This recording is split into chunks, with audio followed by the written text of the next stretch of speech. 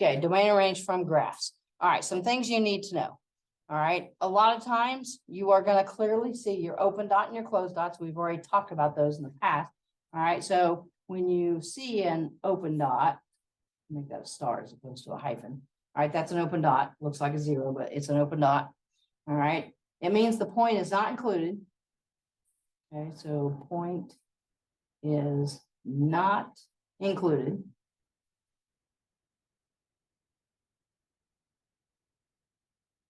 And as long as there's no solid dot that could be in the same value as it, as far as domain and range goes, then that means that we're going to use curly brackets. All right, so we will be doing our interval notation. So we're going to use curly brackets. All right, because why? Because we're going to do all of this in interval notation. Right now, this is going to seem choppy and not make sense, but as soon as we start looking at some of our graphs and doing this, it'll make more sense. Okay, now on the graphs, all right, if you looked at the graphs on the handout a little bit ago, you're going to have some that are filled in. All right, you're going to have some clearly filled in dots. All right, that means that the point is included. And if we're dealing with our interval notation, that means we're going to be using square brackets. Okay, so open circle, curly brackets, closed circle, square brackets. Interval notation always for domain and range. Arrows, if you look at it, you will see some sections have an arrow, like something like that. Could be going up to the right, down to the left, up to the left, something like that. All right, is indicating that the graph is going to some type of infinity. All right, so let's just say, so graph goes to either positive infinity or negative infinity. All right, and with interval notation and the things that we've been doing so far with our interval notation, all right, that means then we are going to, I'll put another hyphen there because that's a negative infinity. We're going to use our curly brackets because with interval notation and infinity and negative infinity, we always want those curly brackets. So pretty much that's the only thing that we're going to be looking at. Now, they are going to do piecewise functions with this. All right, so like the graphs that I gave you on those handouts. And all we're going to do pretty much is go through and write domain and range by looking at the graphs, and we're going to use interval notation. Okay, and it tends to be a hard thing to do until you kind of wrap your head around this. Let's review a little bit. Didn't we say that the domain is the set of all x values? We said that the last time we met. Set of x values. All right, well, if it's a set of x values, then I better be looking at my x-axis to come up with my domain. And if you remember the last time we met, we also said that the range is the set of y values. Okay, so again, that makes sense that if it is the set of y values, then I should be looking at my y-axis to come up with what these values are. Lots of different ways to teach this, lots of different ways to think about it. Okay, so I'm only going to probably demonstrate like one way to do it. I think in some of the videos that I've got online, I take a different approach, okay, because there's lots of ways to look at this. All right, so let's take a look at the graphs that I gave you. I think I'm going to take mine off and hope that my ink doesn't bleed through too much. All right, so this is one of the graphs. This is the first graph. I'll try to do them in order. All right, you're going to be given a bunch of graphs like this, and you have to find domain and range. Okay, now I'm going to try to color code this and hope that the color shows up. All right, if I want the domain, bet you yellow's not going to show up. Nope, yellow's not going to show up. Okay, so I can't use yellow. So let's try pink, red. Okay, my domain is along the x-axis. All right, now I usually even use my pencil here. It starts at what x value? 2. Everything, the graph is solid all the way through. Every x value is included up until the x value of 8. So every number between 2 and 8 is included. There is an open dot on 2, which means the x value of 2 is not included. There is a solid dot for the 8, which means it is included. So my domain curvy bracket 2, because I'm not including 2, all the way up to the 8, and then a square bracket because it's closed. It's a closed dot. All right, and a lot of people, or a lot of times, people can think of, okay, it's along my x-axis, and they shade everywhere where there is a line. So sometimes I've seen people do a curvy here, and then every number is included up to there, and then do that on the x-axis, just like we have done some of our graphs. Then that might help you come up with what your domain is going to be. Okay, and this is going to bleed through. I'm going to have to go get a second packet. Okay, now let's look at our range. Our range has to be coming from my y-axis. So I've got to start all the way down here and work my way up. All right, so if I do that, there are no y values down here that are included. The first y value is right there at that dot. That's the lowest point when I'm looking from the bottom up. So that means 3 is going to be my first number in my range. Okay, and it's an open dot. So if I wanted to start drawing over here on the y-axis like I did the x-axis, I could. All right, it's going to be a curvy bracket there. Now, every y value, this graph goes up and peaks at that point right there. So every value, every y value between 3 and then between 4, 5, 6, 7, and 8 is definitely included. Now, the fact that the graph continues and comes down over here and then stops doesn't matter, because this part of the graph started and included 6. That includes a y value of 6. So it's just kind of duplicated there. But we said x's cannot duplicate, y's can, when we defined relations and functions and domain and range. So every y value is included all the way up to the 8. Okay, so if you were wanting to shade, you could shade there. All right, now there is no dot. There's no clear dot right there. However, the fact that I drew the line and did not make any type of hole or anything in there, you can assume that there's a solid dot there. It's included, it's filled in, which would mean I would have my square bracket on my 8. Now, you got to go bottom up. You got to go in chronological order, numerical order. Okay, so the range is going to be curvy bracket on the 3 all the way up to an 8. And then square bracket. These two 8s come from 2 different places. This blue 8 comes from the 8 on the y-axis because it's the range. This 8 comes from the 8 on the x-axis because it's the domain. That one was an easy one because there's no gaps in the graph. All right, thinking about that, there's no gaps in that graph at all. Okay, all right, I'm going to go get a second handout. Figure if I can only write on one side of the piece of paper with my curves. And made extra copies.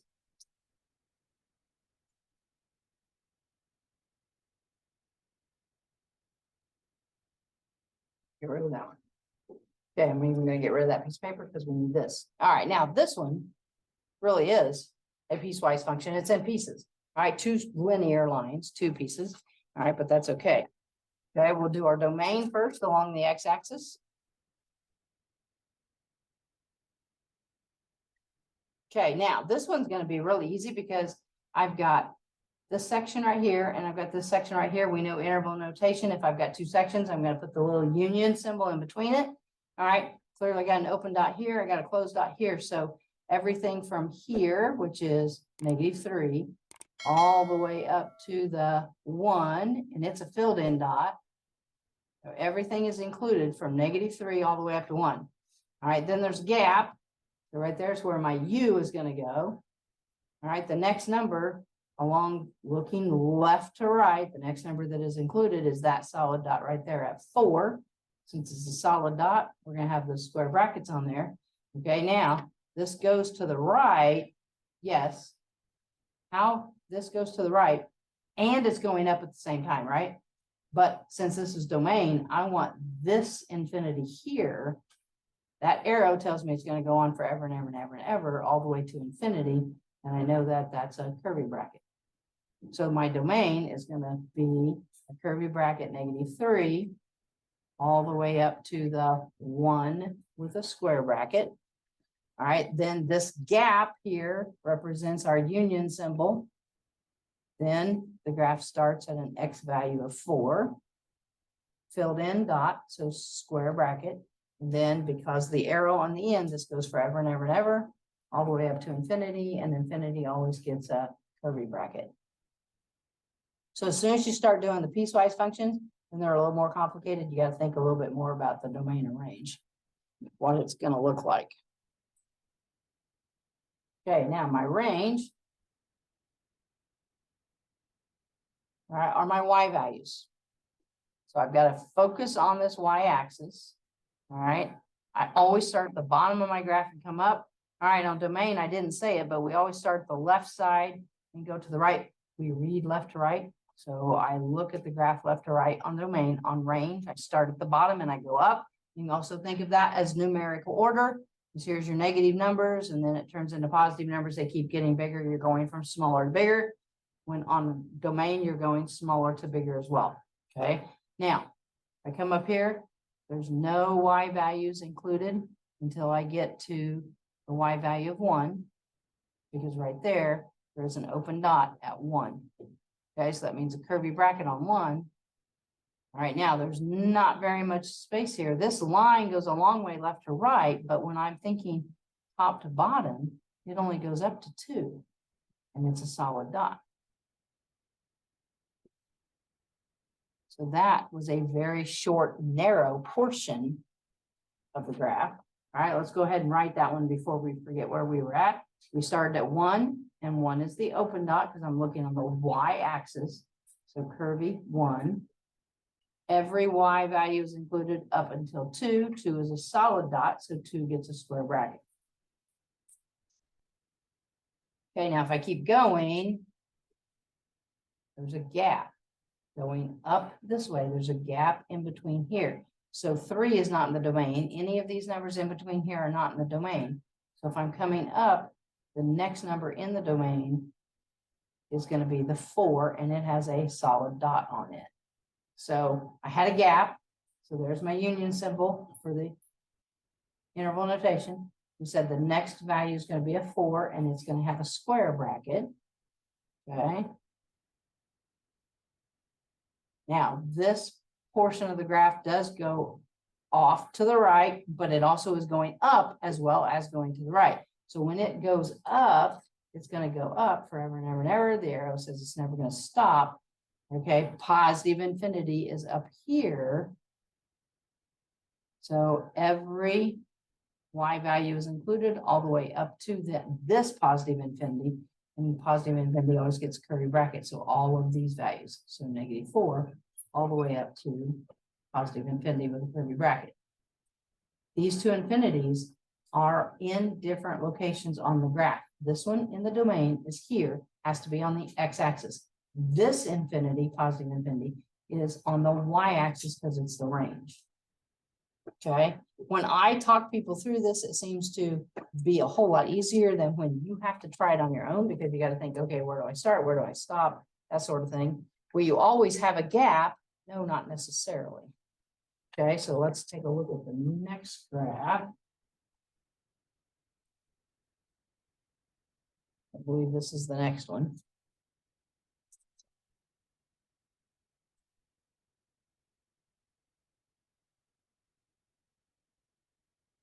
Now, a lot of times on these piecewise functions, you are going to have literally looking on top of each other and a closed dot and an open dot. All right, we have to have it that way because all of these are functions. You find the domain and range of functions. If I did not have one of these dots being open and one of them being closed, then if I drew the vertical line test and I did the vertical line test, it would be going through 2 points on the graph. Okay, but because that's open, that point's not included. That point's not really there. So when I draw a vertical line right there at 0, it is crossing that graph in only one spot. It's crossing the graph at the solid dot, not the open dot. So it does pass the vertical line test. So it is a function. Okay. Now, if we're thinking left to right for our domain, this part over here, yes, I guarantee you it is going down, but I don't care that it's going down because that would be my y-axis.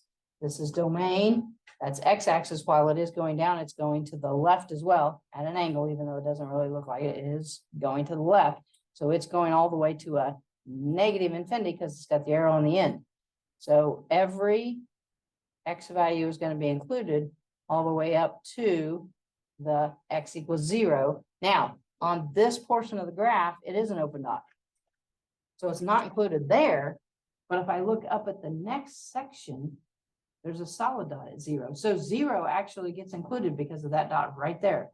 So it's included. I'm going to go all the way across. This portion of the graph, yes, goes up. I don't care that it goes up because that would be my y-axis. As it's going up, it is also going to the right because it's at an angle. Okay, think parabola. All right, so it's going to go forever and ever and ever, all the way forever and ever to positive infinity over here. So just because there's a gap in there, there's not a gap left to right. The gap is top to bottom. So your gap occurs in the range, not the domain. So domain on this one, negative infinity to positive infinity.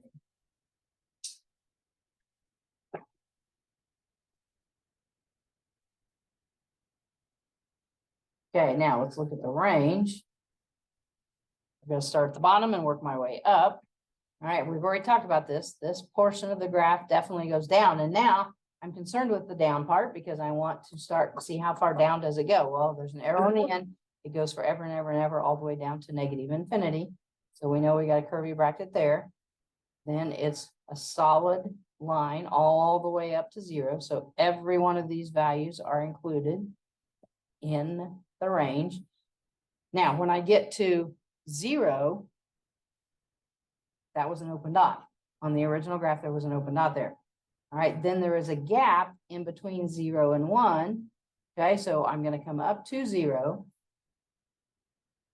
And then because of that open dot there, I'm going to have my curvy. So curvy right there at 0. All right, there's a gap in between, thinking bottom up. There's a gap in between 0 and 1. So there's my union.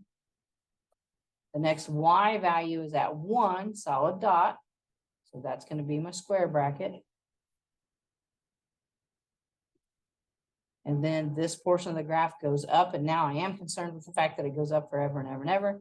Every one of these y values are going to be included all the way up to positive infinity, which is curvy. And like I said, sometimes when I talk you through these things, they're extremely simple. And then when you have to do it on your own, not so simple. Okay, let's see what the next graph looks like, just out of curiosity. Yeah. All right, the next one looks like this. Kind of a tricky one. Okay, tricky as in there's a gap right here for my y's on my range, but yet it's solid over here. Why don't you try domain on your own? Because if I just keep talking through it and you never practice, then this isn't going to work so well. If you're brave enough to go ahead and try the range, go ahead and try the range.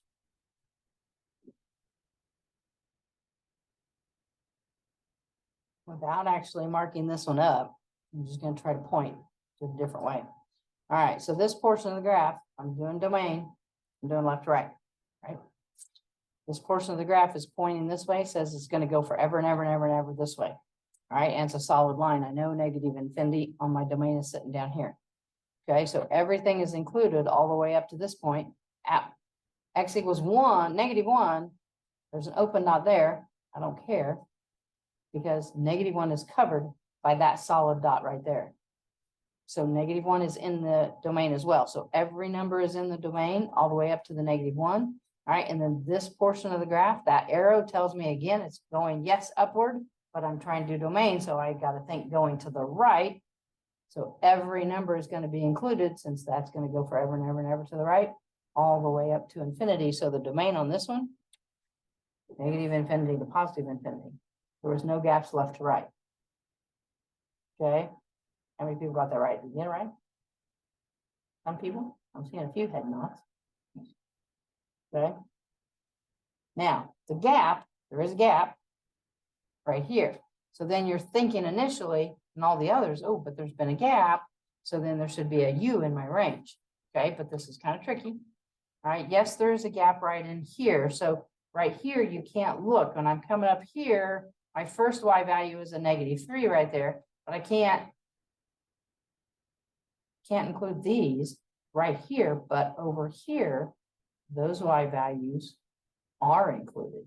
So in all honesty, on this one, to come up with the range, I really only need to look at this portion of the graph, because this is the most bottom part.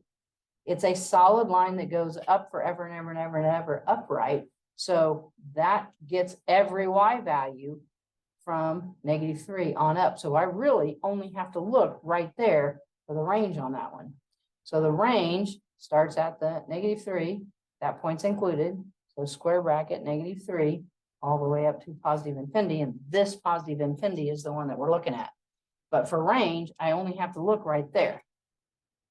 One is included here, but it's also included there. None of these points are included in this section, but they are all right there. Okay. All right. So you're just, honestly, you're just going to have to practice these and do them over and over and over. I mean, because it's a visual thing until you get the hang of it. I'm sure there's some websites out there, if you Google appropriately, maybe finding domain and range from graphs, find a website that's going to give you the answer, give you the graph and give you the answer. So you've got lots of practice. I don't know.